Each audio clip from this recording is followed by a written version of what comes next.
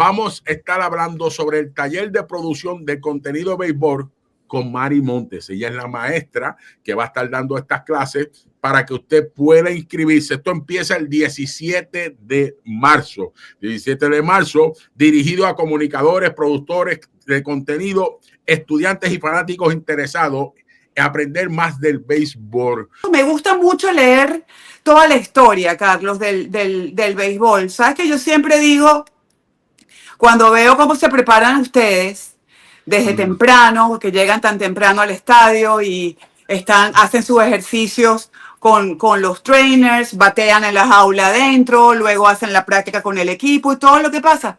Yo digo, los periodistas no nos preparamos tan bien para un día de trabajo como cada día se preparan los jugadores. Y creo que uno tiene que tratar de hacerlo. Y entonces no es nada más llegar y hacer una entrevista y preguntarle a un pelotero, qué sé yo, oye, háblame de cómo te sientes y de cómo te está yendo. Porque esos números están. Creo que uno tiene que preparar bien una entrevista para abordar a un jugador y hacerle saber, bueno, que también estás preparado para conversar con él. Creo que eso rompe un hielo y hace que la entrevista sea mucho más fácil. Eso es importante. ¿De dónde sale esto? ¿Cuántos años llevas haciendo este taller? ¿Cómo empieza este taller que quieres dar a nuestra gente? Mira, empecé el año pasado, hace más o menos un año, fue el primero. Este va a ser el cuarto taller.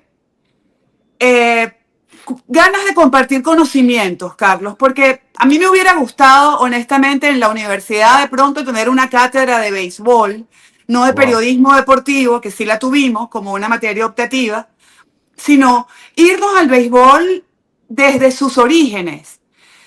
Y cuando hablo de los orígenes es esa fascinación del hombre por golpear una pelota con un palo.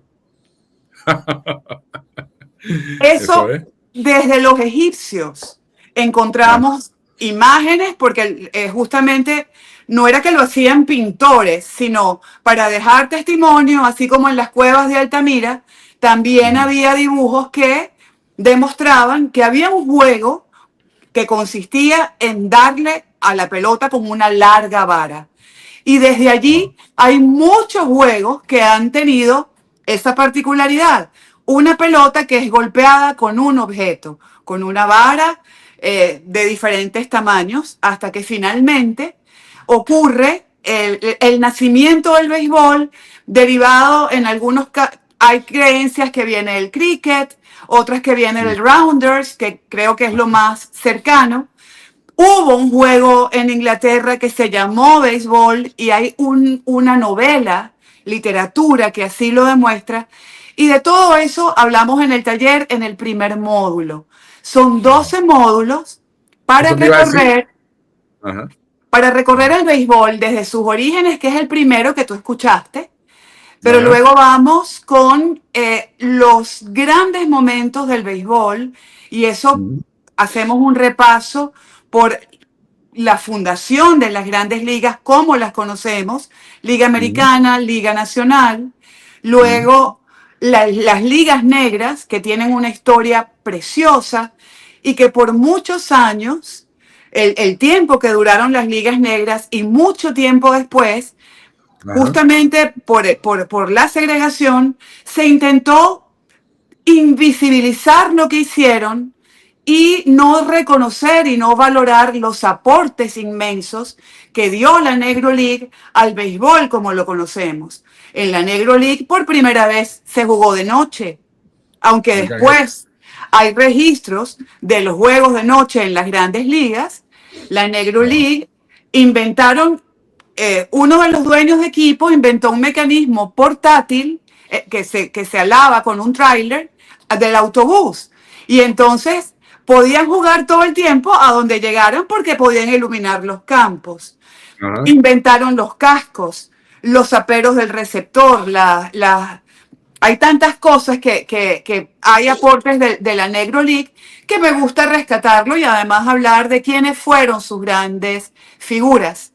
las grandes figuras del béisbol, los grandes momentos, el surgimiento del sindicato de jugadores con esa gran figura que fue Marvin Miller, que yo creo que es muy importante que los jugadores sepan por qué existe el sindicato, quién era Marvin Miller y qué le enseñó a los jugadores para que hoy en día tengamos a un Juan Soto, por ejemplo, porque hasta ese momento, los años 50, los peloteros, salvo contadas excepciones como Babe Ruth o Joe DiMaggio o Ted Williams, eran prácticamente esclavos de los equipos. Y la mentalidad de los dueños era que les estaban pagando y tenían que estar muy agradecidos por jugar un juego de niños. Hasta que llegó Marvin Miller y les dijo, no es así.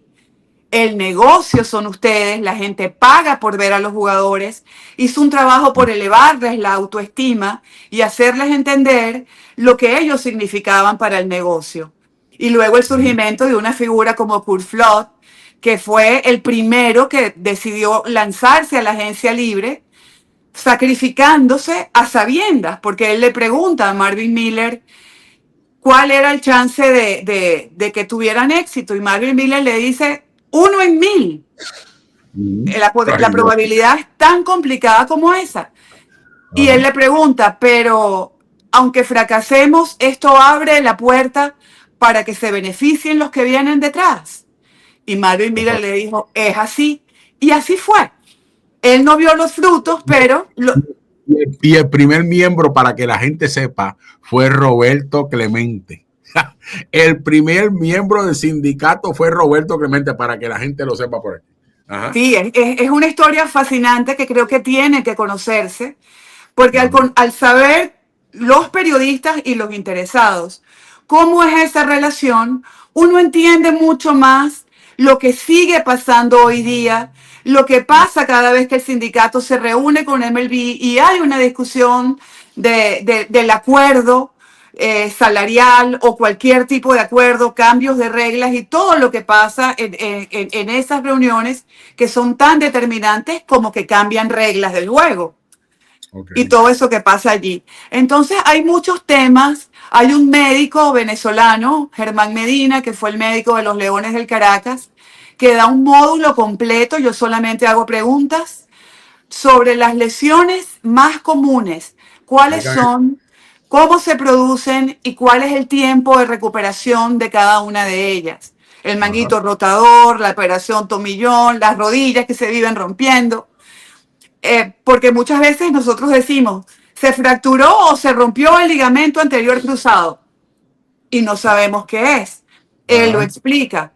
Daniel y Octavio Hernández hablan de las nuevas métricas, de lo importante de conocer qué es lo que miden, por qué se miden así y por qué es importante saber cuáles son esos nuevos valores del béisbol que además se usan para discutir contratos y están, por supuesto, llevando una pauta en este béisbol que estamos viendo, dejando un poco la vieja escuela. Aunque yo soy bastante, que me gusta el equilibrio con nuevas métricas, las métricas tradicionales y el instinto. Y las métricas que no pueden medirlo todo, porque también está ese intangible que tiene cada jugador, como Luis Arraez, como José Altuve, que no hay una estadística que pueda decir cuánto vale esa disposición a hacerlo todo que tienen, por ejemplo, ellos dos. Entonces, hay esos temas. También está uno que me gusta mucho, que es la participación de la mujer en el béisbol. Muy bueno. La influencia del béisbol en la literatura, en la poesía, en el cine, en el teatro, porque el béisbol, en la música, no solamente se juega en el terreno, el béisbol, para los que lo amamos, nos invade la vida de muchas maneras. Entonces, de eso se trata el taller. Hay una, a las 7 dice, entrevista de cómo, lo mínimo que hay que saber de un jugador, técnico, gerente, cómo prepararse para una entrevista. ¿Sabes?